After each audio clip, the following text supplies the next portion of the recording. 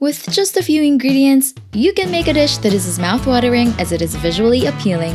Learn how to make a juicy Cajun roast chicken with this video, brought to you by recipes.net. Start by preheating the oven to 420 degrees Fahrenheit. In a bowl, add the Cajun seasoning, salt, lemon juice, ground black pepper, and olive oil. Stir to combine.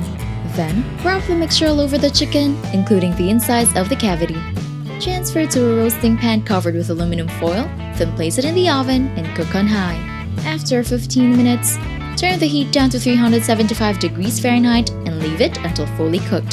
Serve it hot with a side of salad and mashed potatoes, brushed with a mixed seasoning, and garnished with chopped parsley.